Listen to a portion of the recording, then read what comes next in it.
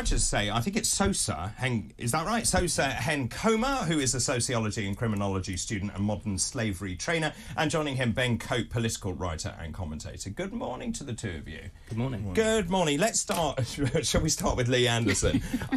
It's so interesting. So yesterday I was at a conference, I was coming back on the train thinking, I wonder what the top story is tomorrow. Then the Lee Anderson stuff broke. My phone went absolutely ballistic. We can see it this morning. The Tory party, let me ask you that question I'm asking everyone. Were the Tory party right to sack him? I think they were absolutely right. Why? Well, if you look at what he said that London is being taken over by his mates, and I think... Whose mates? Khan's, you mean? Khan's mates, yes. sorry. And, no, he said, I believe. Well, okay. I believe they are, yeah. And I think if we take a sort of general view of prejudice of, like, would that have been said if Khan was, you know, not openly a Muslim and not an ethnic minority? I don't think he would have made those comments. So I think for that reason he had to go. So that's really interesting. In terms of what are your thoughts on this? Because actually, what he said, he was asked, "Do you think Islamists have got control of our country?" He replied, "I don't actually believe that Islamists have got control of our country. What I do believe is they have control of Khan. They have control of London. He has given our capital city away to his mates." He made a comment.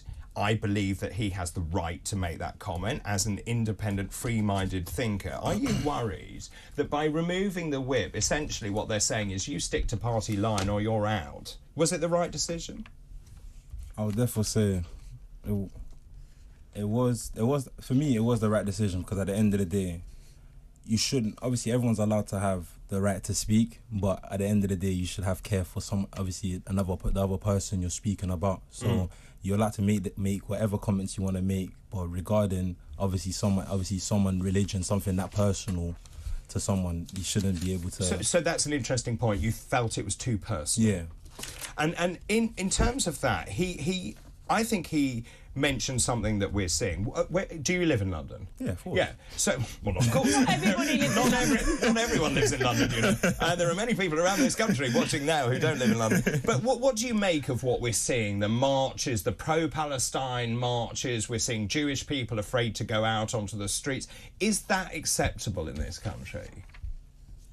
It's acceptable to have, obviously, free right to speech, so 100%. Well, no, only certain free rights to speech, then, by what you're saying. Yes. So you said that exactly where I'm going with it. so you're... Yeah, she's good, isn't she? I know. So you're saying that you're saying that the marchers have freedom to speech and to march, but Lee Anderson doesn't have the right. I'm saying What are you saying? He has rights to speak, but obviously at the end of the day, you have to care for someone. Obviously, at the end of the day, how someone else is going to take that. Because for me, if you're going to speak on something, it's like you can't just go around just saying anything and everything. Like, literally, you have to be obviously cautious of what you're saying and how other people may take it. And that's what, especially as someone so, like, as a politician. So we've got Jewish people saying they're afraid to come into the centre of London because they don't want to bump into people shouting from the river to the sea, Palestine must be free. Are they okay to say that, not thinking about the Jews?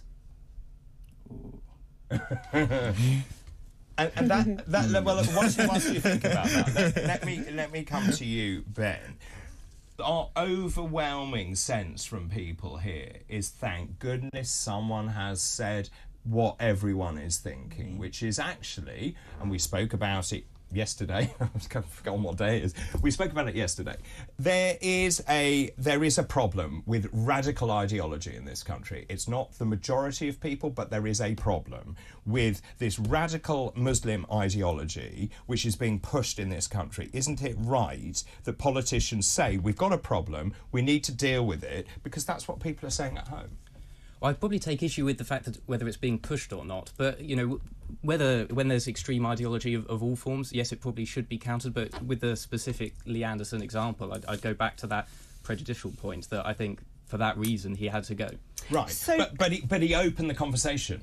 He did. I think people when I was last on this show in October, we were talking about this, and I think we've been talking about it for every month since. So I think, you know, we've been talking about this for months. So when you look at Sadiq Khan, his connections to radical extremists are actually very easy to find. There are lots of them. He was the chairman of the Muslim Council of Britain, who stood up and declared that the Ahmadis were not Muslim enough, so the murder of an Ahmadi in Glasgow was not a Muslim murder.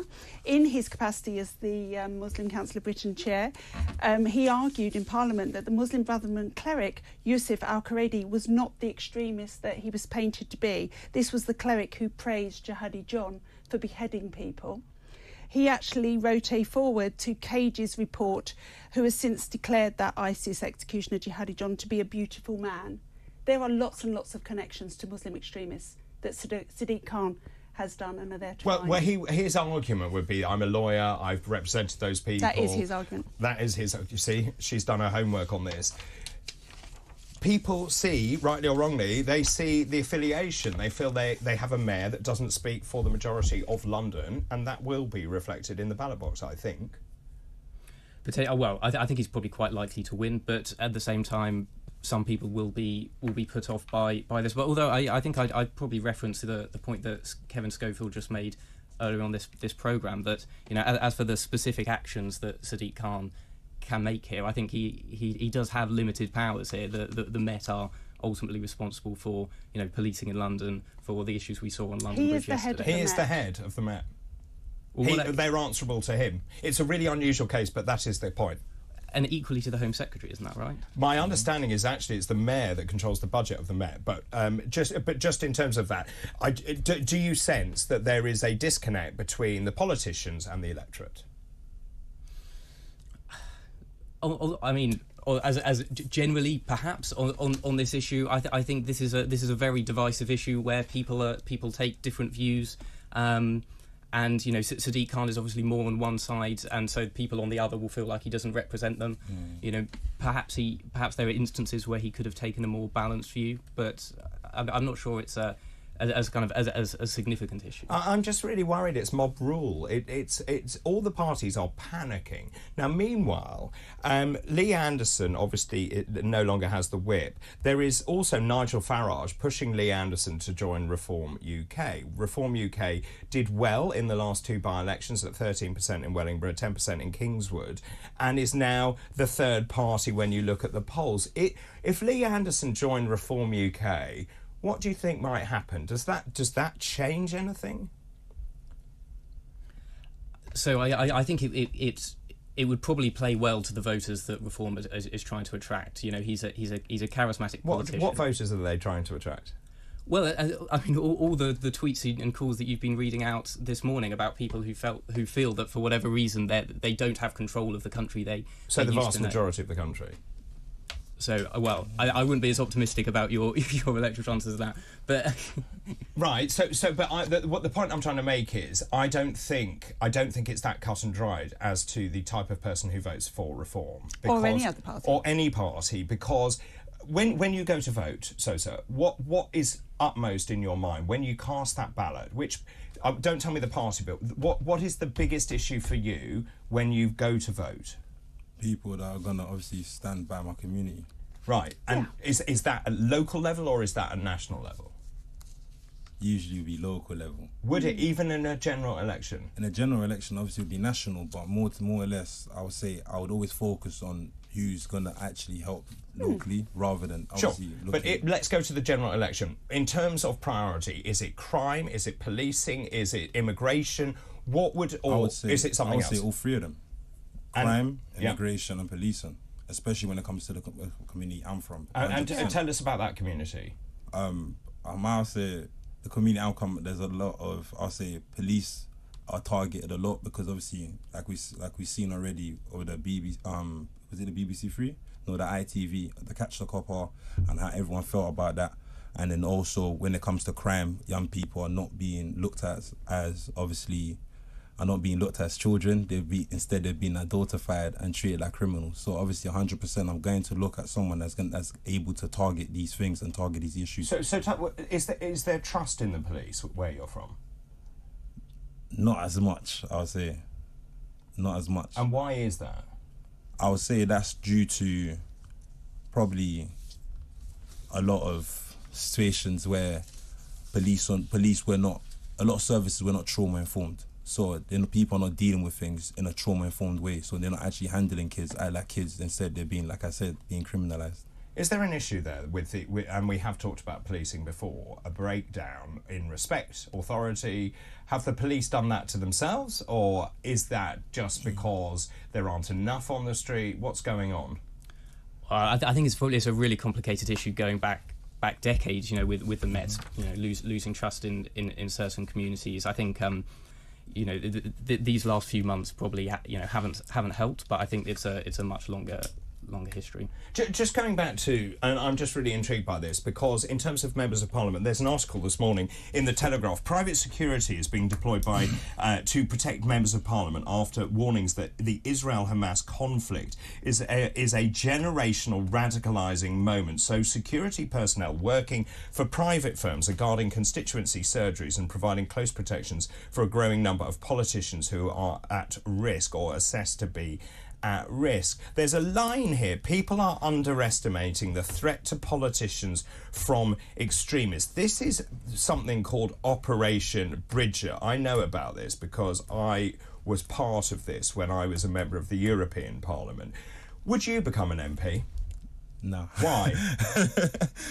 For me, I would say personally, I like to be more in the field. Like literally, I like to be engaging directly with, obviously, the community rather than not be. You know what but I'm isn't saying? that what an MP should be doing? 100%. But like I said, I've never seen my MP. No. I've never seen my But MP. maybe you could set an example. You can say, right, I'm going to represent my community at a national level. That is right. René's right. That's how you build democracy from the grassroots. You know that community better than anyone. So wouldn't that be a good idea? You stand for Parliament. I'll probably say that's something in the future, but not me personally. Right now, is not my main thing. I would like to just focus mainly on my community and rebuilding that community in the best way I could. But I believe being a MP is not really gonna get me there. Do you think you can see anyone in your community who would make a good member of Parliament? 100%. There are a couple of people which I would say 100% would be a great MP. And do you think that they have the volition, the drive? Would they do it? 100%, with the right type of support, 100%. But I don't feel like there's enough support. There's not enough support to get a young person like me. Where does that support need to come from?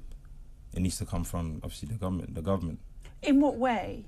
In the way of funding, and also in the way of actually, I'll say 100% funding. There's not enough funding. There's not enough funding for like actual organisations supporting young people. Like there's not, especially even when it comes to social workers and probation officers, they're not getting the right support to actually look after themselves, to look after young people. It's interesting, and it is an interesting point. When you stand for Parliament, it's incredibly time consuming. You have to go. When I have stood for Parliament, you can't really work if you're mounting an effective campaign, and so therefore you have to have someone who, unfortunately, has the reserves to be able to do that. Would you stand? That's definitely a question for the future, but I think it's a. You should be a politician because you don't answer my question. Would you stand? I'm not thinking about it right now. I'm 24, but I think that the issue about becoming a politician being a particularly time-consuming thing to do that you can't necessarily do alongside full-time work is a really important point, and one that I think in Rory Stewart's recent book that he made, where you have to become a politician, you have to spend so much time leafleting, door knocking round. You do. And whether that's really is that the best use of future politicians' time, who we hope will be legislating on national issues, I think is a good question. But now that's the number. That is really interesting. Back in the day, so when you do go in canvas, the whole point of knocking on doors is not only to find out the allegiance, but it's actually to understand the issues in that community. But so there is a division of thought here about how effective it is. If you get a leaflet through your door from your local, doesn't matter, Conservative, Labour Party, whichever, do you read them? Some of them I do, but But some of them I feel like it's just from what I see in the front of the leaflet. Yeah. So if it attracts me, 100% I'm gonna read it. But if That's it doesn't, really interesting. So is that words, or is it the look of the person, or the colour of the leaflet? I would say not the colour of the leaflet. I would say words, and also the look, the look of the person. Like literally, if the person looks like someone that is able to stand for my community, then 100%.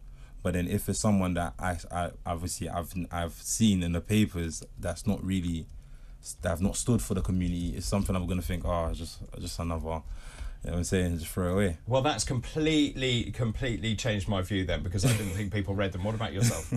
I definitely do, although I don't think I'm necessarily politically representative. Why, you're too engaged? Yeah. So you read every single line and word and nuance? Yeah, I mean, but you know, this is something I'm very interested in, so I definitely would. But I think in terms of that literature that comes through the letterbox, I'm quite often frustrated at how focused it is on sort of hyper local issues. You know, But Sosa wants that. Yeah. So I think I'd probably respectfully disagree in terms of I don't like the MP model where they've become sort of super-councillors, if you like, where they're the sort of senior national legislators which are, you know, focused on blocking sort of planning permission on a few houses. I think I prefer if they sort of looked up and thought about, you know, what are the key issues facing. But that is the idiosyncrasy of our parliamentary system. So actually the backbone of your work as a constituency member of Parliament is dealing with bins and collections and roofing and bad housing and damp and all that stuff. And it's not until you become a senior politician that you can legislate. And I don't like that system. Well, okay, fine. Fair enough. Stay exactly where you are. Let's take a quick break.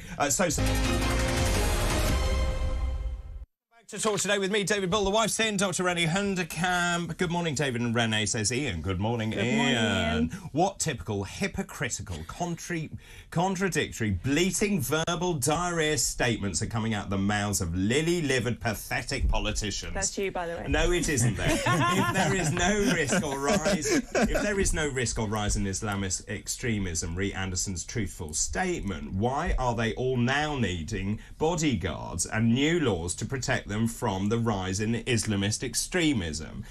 Ian, thank you very much indeed. We were talking about Lee Anderson as well, and I was talking about Nigel Farage extending the olive branch to Lee Anderson. Jane says, good morning to you, Jane. Nigel and Lee, what a wonderful combination they would be. They are exactly what we need in this country. Many more coming in. Lee Anderson should not be sacked. He spoke for the majority of people in this country. Wonderful, outstanding show, Doctor, says Jason in Birmingham.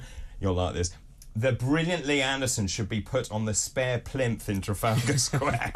He is a national hero and he speaks for most of the nation. So I've just got one I'm going to read, which is Michael Turner, who says, these two young men, I thought I'd read this for you, don't deserve to live in a democracy with freedom of speech at its heart if they think that they can police people's thoughts and only allow people to say what's acceptable. Really? Response? Freedom from speech doesn't mean freedom from consequences. I do agree with that. What is, okay, what's that mean? I do agree with that still. So no one's saying that Lee Anderson should go to prison for what he said. It's that he holds a political office, and the Conservatives are right to remove, you know, affiliation if they don't. Okay, so that's and you agree with that? I agree with that. At the end of the day, 100%. If you're allowed to speak, but that doesn't mean that there's no consequences with everything you say. 100%. How long before Lee Anderson gets the whip back? I think it would be a mistake if they gave it back. But they will, won't they? Why? Well, it's a good question, unless he leaves, of course. I honestly think it's a knee-jerk reaction. I think they caved into pressure from various MPs, different political sides. I don't think there is any clear direction coming out from the Conservative Party, and I would add other parties to that. Let's go on and talk about the BBC, and I do just want to mention this. The BBC's Director General told staff the corporation should be proud to be progressive, according to The Telegraph this morning. In a leaked recording, Tim Davies said the BBC walked and I quote, a joyous tightrope of the culture wars, and being progressive was something staff should be proud of. This was in an online question and answer session with employees. Many people are saying, however, this is the BBC adopting a political position. He said, we do a reasonably good job of walking along the joyous tightrope of culture wars, where being progressive, diverse, doing the things that we should be proud of is not woke. But meanwhile, we've got to make sure that we are clearly representing views from across the board. Let me ask you, as a young person, they are desperate to reach out to people like you. This was the BBC's big problem. Now, as you know, I think you mentioned BBC Three earlier. BBC Three was launched as a youth service on television. Then they ran out of cash. They put it online, realised that was a terrible mistake, went back to a linear channel, put it back on a channel. Does it talk to you, BBC Three? 100% BBC Three talks. Obviously, even my my best friend recently has just been put on a show. His show has just been put on BBC Three. And obviously a lot of young people watch BBC Three, so 100%. So what does that do to the way you feel about the BBC?